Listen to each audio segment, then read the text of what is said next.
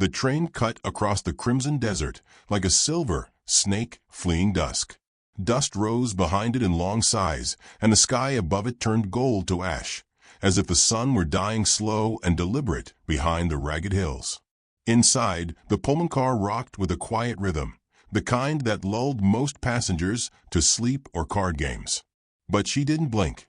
Evelyn Harrow sat still in her window seat, gloved hands resting in her lap, spine straight despite the jostling.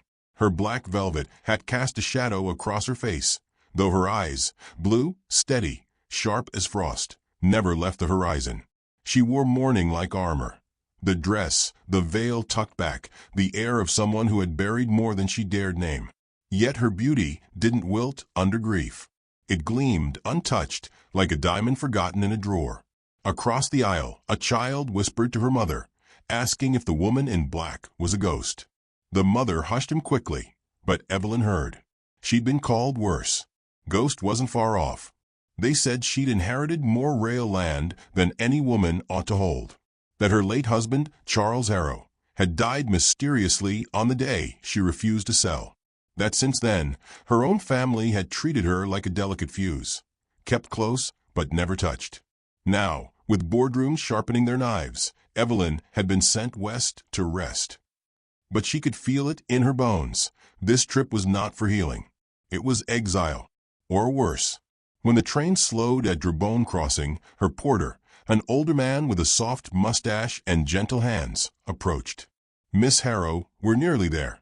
Can I help you with your bags?" She looked up, the flicker of her gaze softening. "No need, Josiah. I travel light."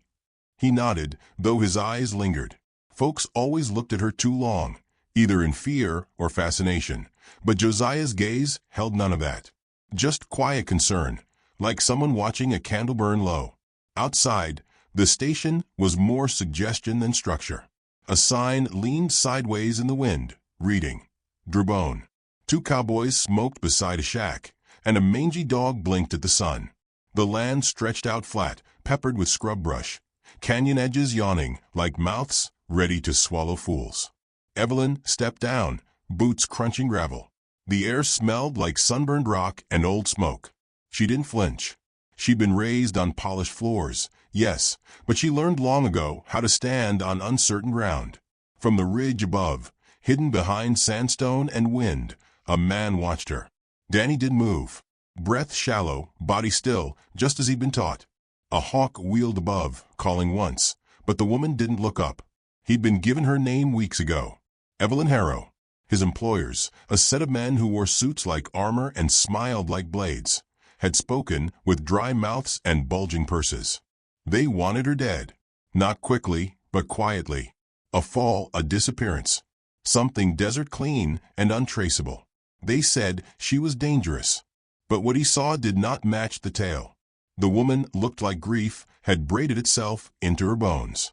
She helped the porter lift her case, despite it being half her weight.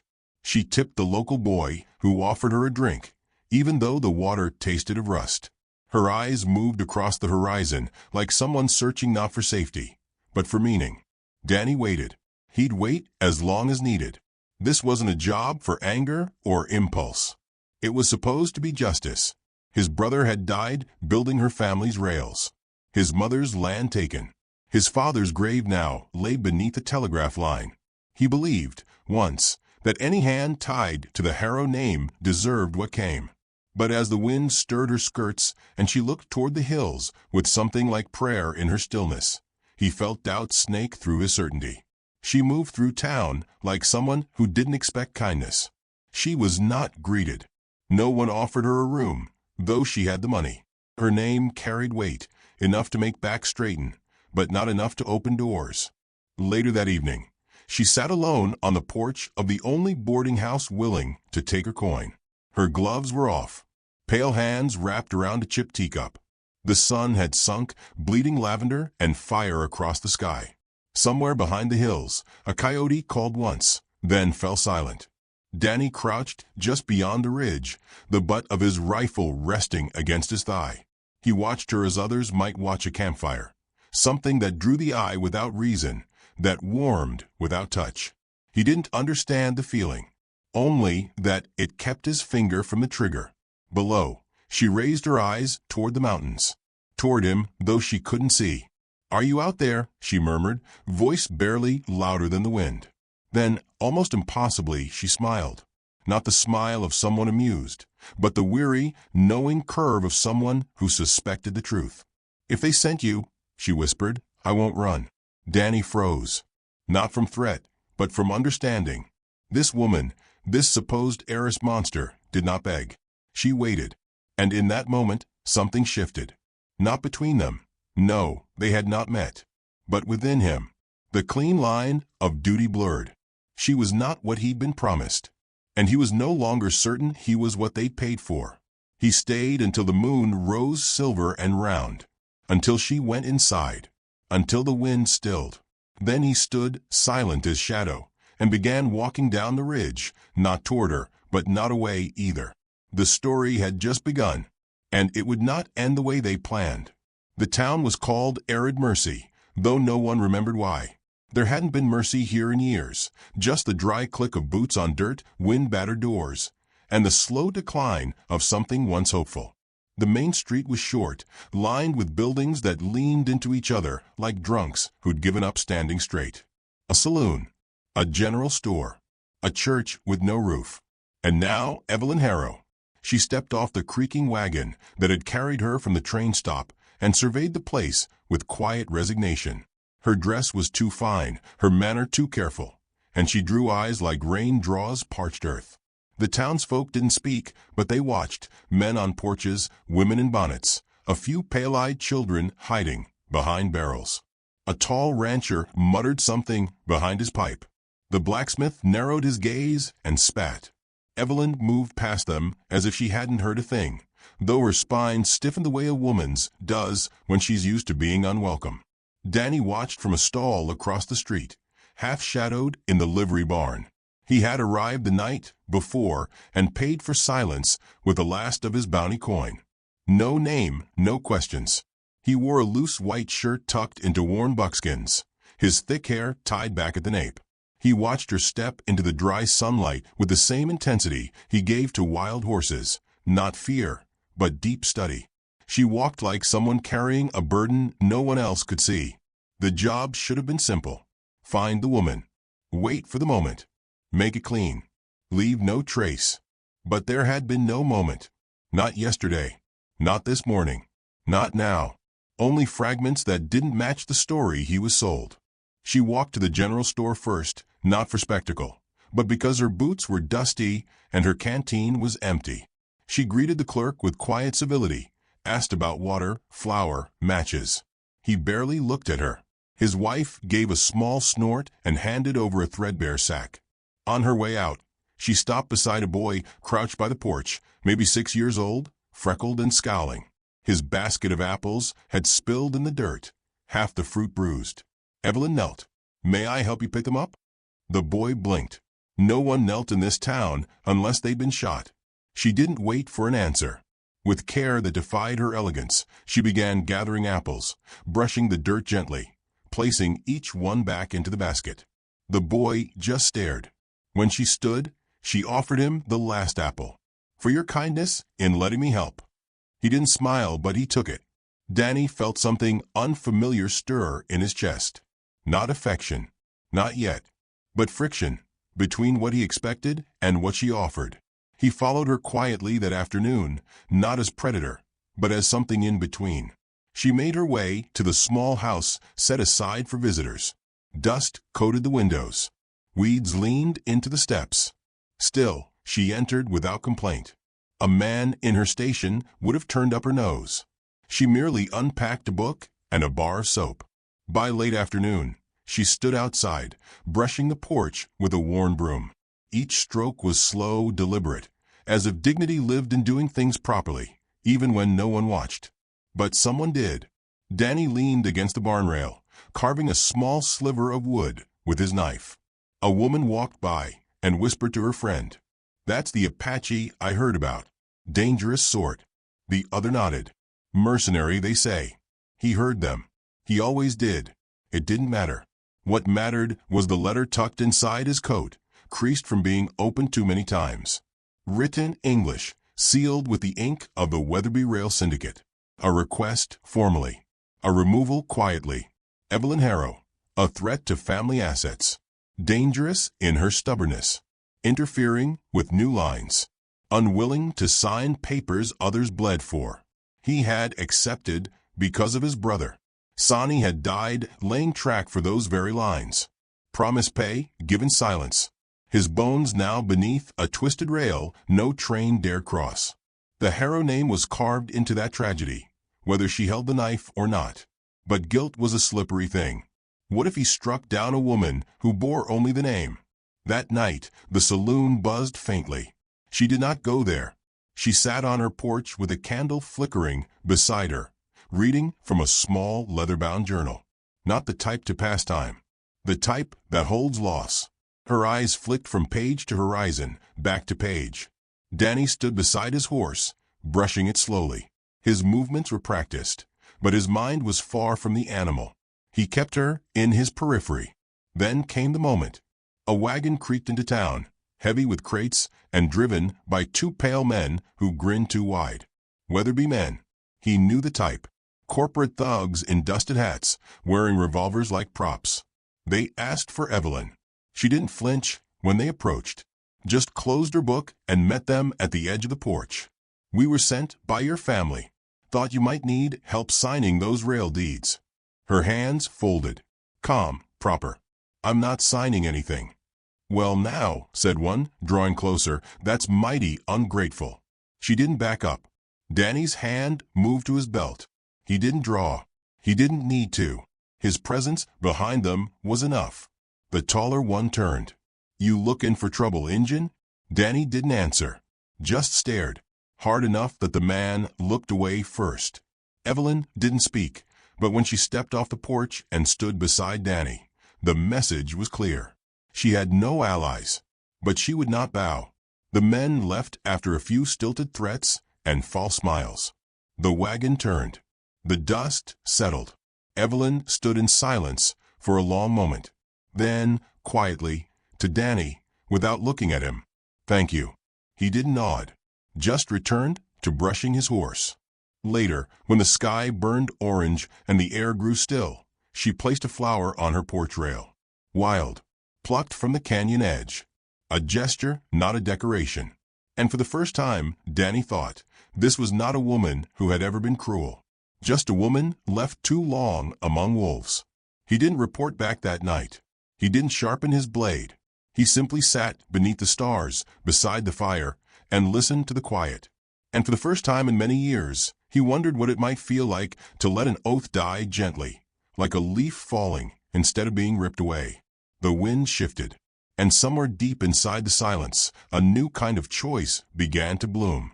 The days settled like ash, slow and soft, and neither of them said what the other already knew. Evelyn kept to her routines. Mornings on the porch with a book she rarely read. Afternoons walking the edges of town, gathering herbs in silence. She spoke when spoken to. Not more, not less. A woman who'd learned the safety of self-containment. Danny remained near. Never close, never far. His presence was constant but quiet, like the distant hum of bees or the slow breath of the desert. He helped where help was needed, mending a broken fence rail, guiding a stray mule from a creek, but never for coin. He did not ask. He simply did. They didn't meet. Not truly. Not until the fourth morning, when the sun was slow to rise and the wind came down the hills like a warning. She was walking back from the old mission ruin, her boots dusted red, her face smudged with faint sweat. In one hand she carried a small bundle of dried flowers and wild mint. Her steps slowed when she saw him standing beside the well. He looked at her, not with expectation, but recognition. As if he'd seen her before, not in this life, perhaps, but somewhere deep and far. She paused, then walked the final few paces without hesitation. You spend a great deal of time near shadows, she said softly. He didn't answer right away. He was not a man to rush a word. Shadows see things light forgets, he said. She tilted her head, half a smile ghosting at her mouth. Is that where I live, then? In the forgotten places. No, he said. You live like someone who's been seen too much. And not well. They stood in that silence a long while. Not awkward. Just wide. She offered him the bundle of mint. I've read it keeps snakes away. He took it, tucked it gently into his coat. And liars, he added. She laughed, the sound dry but not unkind. After that, they spoke more. Not often, not long, but with a depth that came from restraint, not absence. One morning, she found a small stone figure left on her porch, an Apache carving of a woman kneeling, hands lifted toward the sky. No note, no claim. But she knew. Later that week, she noticed his shirt was torn at the shoulder. She said nothing, just stitched a new one in silence and left it by the well. When he wore it the next day, neither of them spoke of it. The bond between them wasn't built on declarations. It was stitched from quiet offerings, wordless trust, and the kind of kindness that expects nothing back. She told him, eventually, about Charles. They were sitting by the ruins of the old church, dusk spreading like ink behind the mountains. He was carving a piece of driftwood. She was folding dried sage into paper. He died during a meeting, she said, voice steady. They said it was his heart. But he was 39, never drank, never smoked, and that morning, he'd refused to sign the expansion line west. Danny listened. They wanted that land, across native grazing routes, through sacred sites. He said no. I found him dead by noon. She looked toward the red sky. Then came the letters, the pressure, the isolation. I buried him, and they handed me a pen. Danny didn't ask what she'd done with the pen.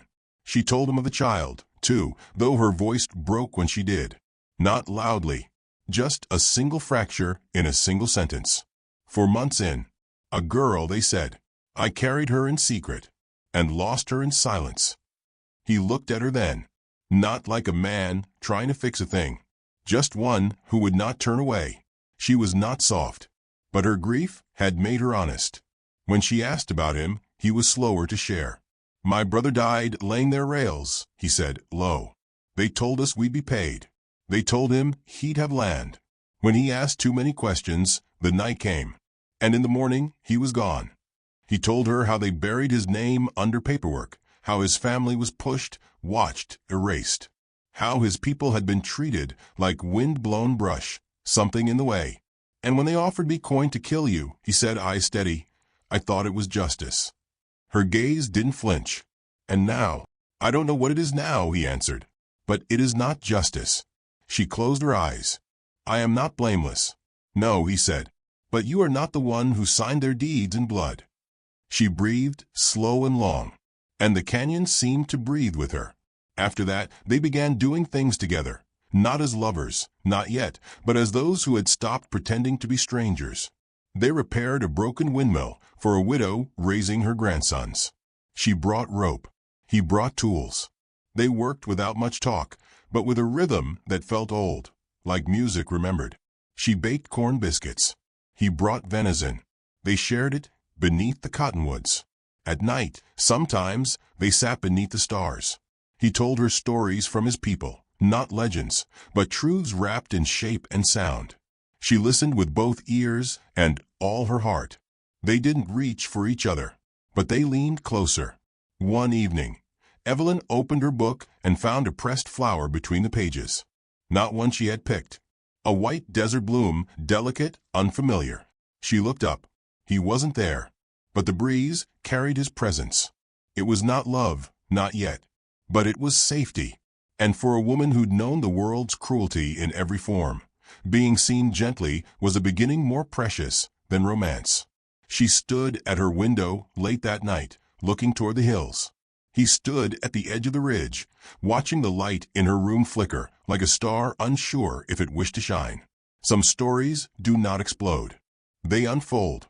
And as the night deepened, so did the quiet between their footsteps, wide enough now to carry something sacred. The sun rose hard that morning, dragging heat over the town like a warning.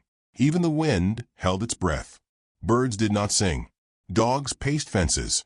Evelyn felt it before she heard the hooves, a pressure in her chest, old and sharp, like the memory of falling. She was sweeping her porch when the riders came, 3 of them. Dust swirled around their horses like ghosts. Their hats sat too low, their coats too clean. Men sent by offices, not ranches, men paid in coin, not soil. Danny was already waiting. He stood beside the livery barn, arms folded, unreadable. His gaze locked on the riders long before they reached town. He knew what they were. Weatherby's men, dressed rough but smelling of polished steel and old money. Mercenaries with orders and no conscience. The lead rider dismounted in front of Evelyn's porch. Tall, sharp-jawed, with the eyes of a man who liked to hurt slowly. "Miss Harrow," he said with mock courtesy, removing his hat but not his smirk. Evelyn rested the broom against the wall. Her voice was steady, but her fingers curled slightly at her sides. "You've traveled far. You'll find I'm not in a signing mood." The man smiled. Not warmly. "We're not here to negotiate." Another rider remained mounted, eyes scanning windows, measuring witnesses. The third leaned against his saddle horn, hand too close to his holster. They were practiced. Not brutes. Professionals who knew how to make a body disappear without much fuss. Danny stepped forward. "You'll leave," he said quietly. The lead rider turned, amused. "And you are?" Danny didn't answer. The man shrugged. "No matter. We were told the woman's been given plenty of time. The family's tired of her little rebellion. We end here." He reached into his coat. Danny moved before thought. 1 step, 2, the glint of steel in his hand, a curved blade, quiet and clean. "Don't," he said. Not loud, but final. The town held its breath. A child peeked from a tailor's window. Josiah stood in the doorway of the boarding house, shoulders square despite his age. The lead man chuckled. "You'd kill for her?" Danny's eyes didn't waver. "No." He looked at Evelyn, who hadn't moved. Her face was pale, but her chin was high. "I would kill for truth," Danny said. "And she hasn't lied once." The man paused, then spat. "Have it your way." He snapped his fingers. The third man dismounted, rifle swinging from his back. The tension cracked like dry wood, and Evelyn, soft-spoken, grief-worn Evelyn, stepped down from a porch. She held no weapon, just her voice, clear and calm. "I'll give you what you came for." Danny turned to her, something like betrayal flickering in his eyes. She shook her head gently. "I'm not handing over land. Not titles. I'm giving you this." She pulled a folded document from her coat pocket. "I signed it yesterday. It transfers all Harrow Western shares to a trust for orphans and railroad widows. Nothing left to inherit. Nothing left to steal." The riders hesitated. The lead man's lip curled. "You're lying." Evelyn's eyes were flint. "Check the seal. Send your employer. It won't matter. I've made myself worthless to him." Danny stepped closer. "You didn't tell me." She looked at him then, not with apology, but quiet resolve. "I didn't want to be saved for what I owned." He understood. The riders conferred in murmurs. Without leverage, without reason to kill, everything had shifted. They weren't paid to make scenes, only to tidy up loose ends. But men like them hated leaving empty-handed. The youngest drew his rifle anyway. Josiah shouted a warning, but Danny was already moving. He closed the distance between them like wind, fast, unseen until felt. The rifle never lifted. The boy fell to the ground, disarmed and winded, his breath stolen by a well-placed elbow. The others reached for their guns. And arid mercy woke. The blacksmith stepped from his forge with a hammer in hand. The saloon doors swung wide to reveal old Amos, who hadn't fired a shotgun in years but looked ready now. Even the preacher, half-blind and long silent, stood in the church doorway with a rusted pistol raised to heaven. The town, poor and worn and half-forgotten, had seen its share of violence. But they'd also seen Evelyn Harrow carry groceries for the widow pen. They'd seen her kneel to help a coughing child. They'd seen Danny patch fences, water horses, and never once demand thanks. The riders backed off. "You've made powerful enemies," the lead man said, mounting again, anger dark in his tone. Evelyn didn't blink. "So be it." He looked to Danny one last time. "This ain't finished." "No," Danny said. It's just begun. When the dust cleared, Evelyn sat on the porch step, hands shaking slightly now that it was done. Danny crouched beside her, one knee down, not touching her, but near. "You didn't run," he said. "Neither did you," she replied. They didn't speak for a long time. Only the sound of the wind moving through dry grass. She turned her face toward him. "They'll come back." He nodded. "Then we face them together." Her breath caught just for a moment. Not out of fear, but from the sound of the word together. She reached out not to cling, but to steady herself. Her fingers brushed his. That was all. But the contact rang louder than gunfire. The sun dipped low again, bathing the town in molten gold. And in its light, the two of them sat side by side, no longer uncertain, no longer alone. The storm hadn't passed, but they had weathered its first wave. And deep in the distance, where the canyon walls caught echoes, the earth waited to test their bond again. Dawn came red as an open wound. It bled over the canyon edges, stained the sky behind arid mercy, and threw long shadows over the brittle roofs and silent fences. Nothing moved, not yet, but every living thing could feel it. Something was coming. Danny rose before the sun touched the ground. He stood bareheaded by the watering trough, sharpening his blade with methodical strokes, the sound soft as breath. His rifle leaned against the hitch post, but it was not what he reached for. Metal could fail. Ammunition ran dry. But his hands, his memory, those never had. Behind him, Evelyn stepped into the morning without shoes. Her nightgown fluttered like a pale flag in the wind. She looked smaller, without her corseted armor, without gloves or hat, but not weaker. A woman at her softest was not a woman undone, only one who had chosen to let the world see what pain had not broken. He didn't turn when she came near. She didn't speak right away. "They'll come," she said finally, voice low. "You know that." He nodded once. "They'll come to kill me." "They'll try," he answered. She wrapped her arms around herself.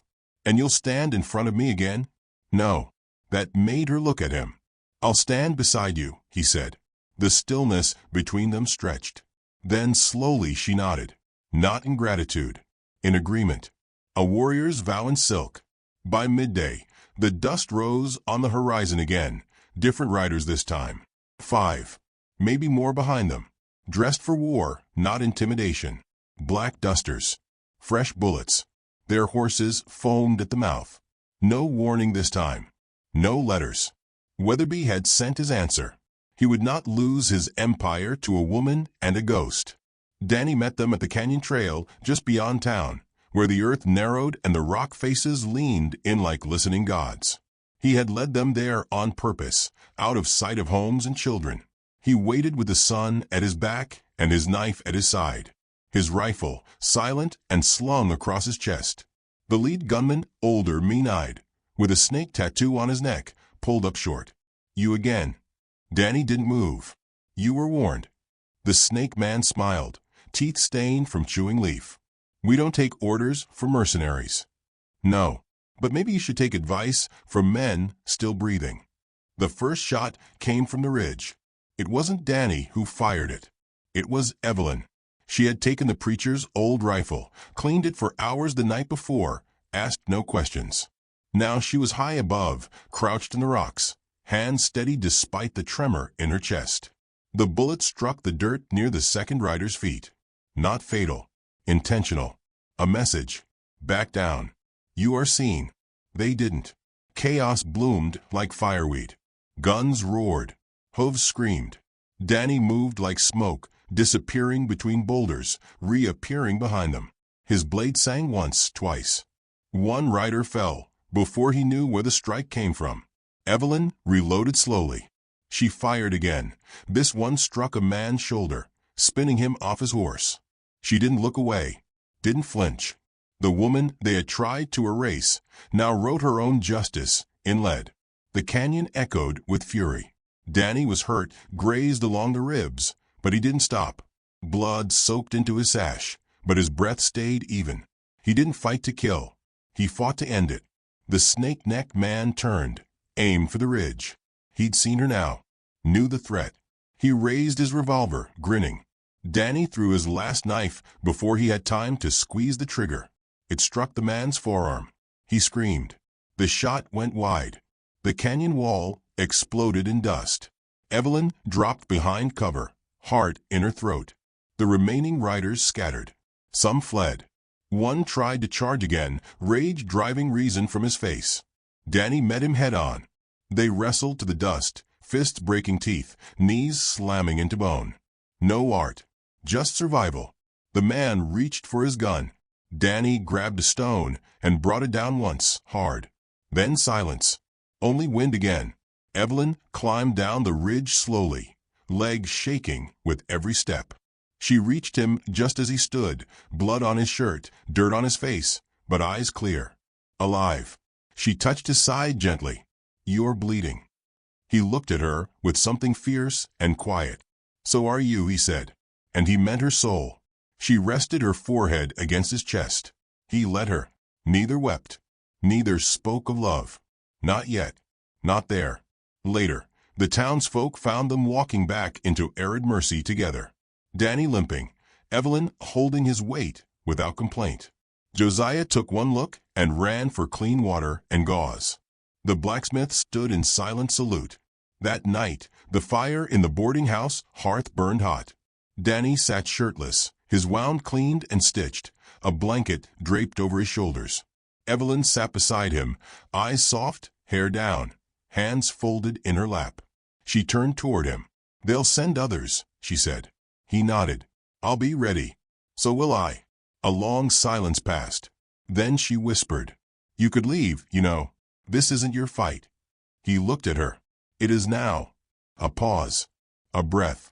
Then she reached for his hand, not to pull him closer, just to hold. Her fingers wove between his. He let them. They didn't need to name what had grown between them. It was there, unmistakable, strong, rooted in grief, watered with courage, and finally blooming in shared survival. Outside, the wind moved through the grass like a hymn. The stars blinked open, quiet and wide. Somewhere in the distance, a coyote called, not in fear, but in song. And in that small room, two people scarred by loss and haunted by orders written in blood found something the world had never offered them freely. Peace. It wouldn't last forever, but for now it was theirs. And in the stillness, love didn't rush in. It waited. Then it moved.